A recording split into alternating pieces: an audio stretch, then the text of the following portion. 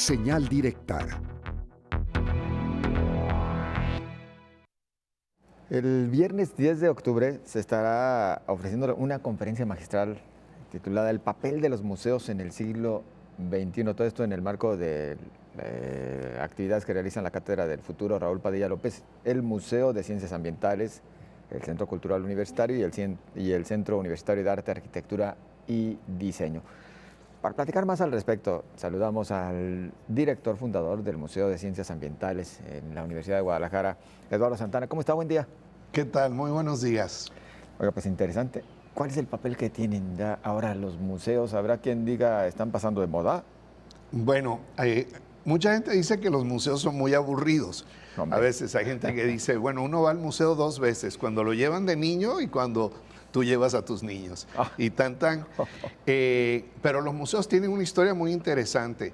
Lo primero es que los museos nacieron vinculados a las ciudades, vinculados a la opulencia, vinculado a regímenes autoritarismo y al colonialismo, y vinculado a lo que se llaman los templos del saber, a bibliotecas y a universidades. El primer museo en México estaba vinculado a la Real y Pontificia Universidad de México. Entonces, ese historial, y a muchos de nosotros nos encantan los museos, ese historial ahorita está en un proceso de transición en el cual se está reconociendo a nivel mundial el colonialismo, la esclavitud, la opresión de pueblos indígenas, los despojos. Entonces hay toda una serie de discusiones, tanto nacionales como internacionales, en diferentes ámbitos. La siguiente va a ser en el International Council of Museums, el ICOM, que es la organización más antigua y más importante de museos del mundo, que se creó en el 46, trabaja con la UNESCO, se creó igual que las Naciones Unidas, sobre el papel de los museos en el siglo XXI, y es cómo nos adaptamos a las nuevas comunidades cambiantes, tanto en lo local, en el barrio donde está el museo, como en el ámbito internacional. Claro, además hablar de museos es un asunto bastante general, ¿no? No podemos encasillarlos en una sola categoría. Tenemos desde los museos que, pues como usted menciona, representan todas estas fases de la historia, desde los saqueos. No se entienden de otra forma museos como el de París o el de Nueva York, sino tienen que ver con los saqueos a los pueblos vencidos, ¿no? Pero también el arte contemporáneo, la investigación en ciencias naturales, todo esto que pasa por pues, la presencia del ser humano en el planeta, ¿no? Sí, bueno, se llamaban originalmente, antes de que fueran museos, se hablaron de gabinetes de curiosidades en Francia. Justamente era lo que los emperadores o reyes habían expoliado, habían tomado de los pueblos que conquistaron y lo traían como curiosidades. Pero sí, hay museos, hay muchas categorías de museos. Hay museos de historia natural, hay museos de ciencia y tecnología, hay museos de la ciudad, hay museos de antropología e historia, hay museos de sitio, que son generalmente pequeños museos asociados, por ejemplo, a un área natural protegida o a un lugar específico. Hay museos de matemática. Claro. Por ejemplo, Huachimontones, ¿no? Ajá. Museo de sitio. Así es, tiene un museo asociado a los restos arqueológicos que se tienen ahí. No son pirámides, pero le decimos pirámides redondas, pues.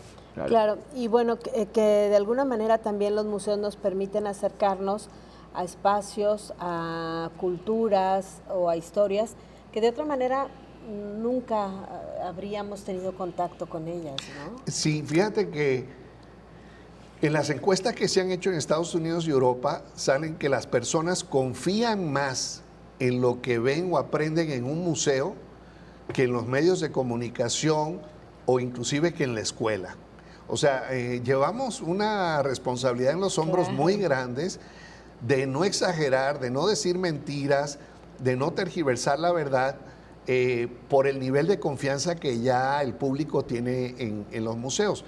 Pero ahora los museos, como planteamos en el Museo de Ciencias Ambientales, son catalizadores también de procesos locales para mejorar las áreas públicas, las áreas verdes, la movilidad, problemas de contaminación o inclusive problemas de inseguridad. Son espacios para construir comunidad. Si la comunidad se apropia del espacio. Si el espacio tiene una actitud elitista en la cual yo te digo lo que tú debes saber, en vez de que haya un intercambio de saberes y se construye la co-construcción junta de los programas, si no ocurre esa co-construcción, entonces es difícil que una comunidad se apropie del proyecto del espacio. Es que hay museos que nos muestran el pasado, pero también hay museos que nos muestran el presente con miras al futuro. Tal vez aquí tenemos que colocar al Museo de Ciencias Ambientales.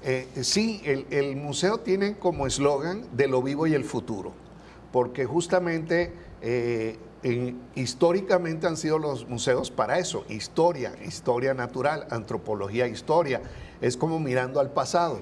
El nuevo papel de los museos es explorar hacia dónde vamos en el futuro y qué opciones tenemos. Y debemos poner diferentes puntos de vista sobre la mesa y que el visitante escoja el punto de vista. El otro elemento importante de los museos del siglo XXI es que, y esto yo no lo sabía cuando empecé en el 2009 a participar en el Museo de Ciencias Ambientales, que el museo ya, más que transmitir conocimientos e información, el museo es más para generar sensaciones, emociones y sentimientos que lleven a las personas a buscar el conocimiento donde quiera, en el propio museo, en la exhibición, en la biblioteca, en Google, en la iglesia, en la casa con la familia, en el bar, donde quiera, pero generar eso. Y ahí es entonces donde entra elementos como el arte, que son rutas neuronales que tenemos, claro, mucho más antigua que la lógica y que el idioma, que nos desarrollan emociones y sentimientos, y lo vemos ahora cuando la gente rechaza las vacunas o rechaza que hay cambio climático o dice que la Tierra es plana, cuando es obvio que todo eso es falso, pero por sus sentimientos y emociones se aferran a cosas que son mentiras. Claro, ahora, hay ciudades y hay museos que se convierten en el gran atractivo turístico. ¿Cómo se alcanza este punto? Y sobre todo pensando en que el Museo de Ciencias Ambientales de la universidad se convierte en un punto atractivo, no solamente para sus habitantes, sino para quienes vienen a la ciudad. ¿Cómo se logra esto? Sí, miren, está lo que le llaman el efecto Guggenheim en Bilbao, claro, que es el caso, uno de los casos paradigmáticos, pero es en un momento dado de los Star Architects, de los arquitectos estrella, que también se ha criticado mucho como un proceso que en un momento dado aleja, de acuerdo a cómo se organiza el espacio cultural, aleja al público local. Entonces, digo, aquí en el Centro Cultural, en este proceso, pues sí, tuvimos a Snøhetta, que es una de las despachos arquitectónicos más innovadores y con mayor prestigio en el mundo, diseñando el edificio del museo, inspirado, por simplificarlo, en dos cosas: en el edificio del Cultural Cabañas y en la barranca del río Santiago. Y esas dos cosas, unidas conceptualmente, es lo que crea el edificio del museo. Y sí, un museo está demostrado que ayuda a la economía local. O sea, genera más viajes en avión o en camión o en tren, genera más noches de estancia en hoteles, genera uso de restaurantes, genera obviamente ventas, tanto directo como indirecto, ayuda a la economía local. Y muchos museos se convierten en emblema: el Louvre, como ya mencionaste, el Met, también el Museo de Historia Natural de Nueva York, el Museo Field de Chicago, el Museo Nacional de Antropología en la Ciudad de México, claro, que se considera ahí con el Louvre por el público y en general. Entonces, los museos también dan identidad a la ciudad y ayudan a crear cohesión social si se desarrollan bien. Pero hay que tomar en cuenta que estamos ahora entrando en una nueva época con retos civilizatorios de cambio climático, de pérdida de biodiversidad, un periodo de guerra, de genocidios, y los museos deben jugar un papel en eso, y eso es parte de lo que vamos a discutir y parte del invitado que tenemos para el viernes a las 10 de la mañana, que es Antonio Rodríguez. Él es presidente del Consejo Asesor del ICOM. Él es miembro ex oficio de la mesa directiva de esta asociación, también fue de Estados Unidos. Él es de origen venezolano, pero vive en Washington, D.C. desde hace varias décadas. Y el doctor Rodríguez va a hablar sobre el papel de los museos en el siglo XXI y nos va a asesorar en cómo llevar a buen fin la primera etapa de apertura del Museo de Ciencias Ambientales. A mí me gustaría también que nos compartiera un poco cómo se comporta Guadalajara o Jalisco frente a sus museos, porque, bueno, no había muchos espacios, pero ahora vemos, por ejemplo, a mí me ha llamado la atención algunas exposiciones en el MUSA, que de pronto hay fila para entrar a un salón o hay que esperar a que se vacíe un poquito para ver una exposición, algo que parecía impensable, ¿no? Sí, mira, bueno, en la publicación en línea Verde Bandera de colegas de ustedes, Sergio Con Hernández Sergio y Agustín del Castillo, vamos a sacar un artículo hoy que se llama Entre marchas y museos, y es sobre la historia de los museos en la Universidad de Guadalajara, llegando hasta el más reciente, que ahora en octubre también lo dictaminó el Consejo General Universitario. Vamos a cumplir 2 años de creación del Museo de Ciencias Ambientales. La UNAM tiene 30 más o menos museos y galerías. Nosotros tenemos 3 museos.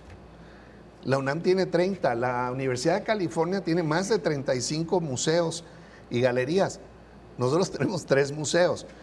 Y lo que el público, y yo no sabía hasta recientemente que mi colega Juan Nepote, que es gran historiador y divulgador de la ciencia, me dijo, es que nacimos, la Universidad de Guadalajara, con un museo hace 100 años. Entonces, podemos hablar de una historia de un siglo de museos en la universidad. Yo pensaba que no podíamos, pero ya vimos que sí. Lo que pasa es que en los años 30, durante la turbulencia en el cual se cerró la Universidad de Guadalajara, cuando se abre de nuevo con el nuevo dictamen, dejan al museo fuera y el museo después pasó a ser museo regional, administrado por el INAH. Entonces, tenemos, como mencioné, un siglo de experiencias, aunque solamente tengamos 3 museos. El otro es el Museo de la Historia de la Medicina en el Hospital Civil y el otro es el MUSA. Y el MUSA ha estado haciendo cosas maravillosas, que también en octubre, por coincidencia, cumple aniversario. Y ahora tiene una exhibición que va a abrir el 24 de octubre, que es sobre los desaparecidos de Teuchitlán. Entonces es interesante que en la Universidad de Guadalajara, los 2 museos, el Museo de Ciencias Ambientales con ciencias ambientales aplicadas a la búsqueda de cadáveres en fosas clandestinas, y el uso de ciencia ciudadana para buscar desaparecidos, personas desaparecidas, y el MUSA a través de una exhibición codiseñada con guerreros buscadores que encontraron el sitio de exterminio y de entrenación en Teuchitlán, del crimen organizado, que los 2 museos de la universidad estén teniendo un papel en ese tema que tanto nos duele. Director, pues mucho por platicar, pero tiempo hay poco, así que gracias por esta visita y atentos, por supuesto, a esta conferencia magistral del viernes. Muy amable. Muy bien, bueno, muchas gracias. Nosotros vamos rápido a la pausa, no se vaya.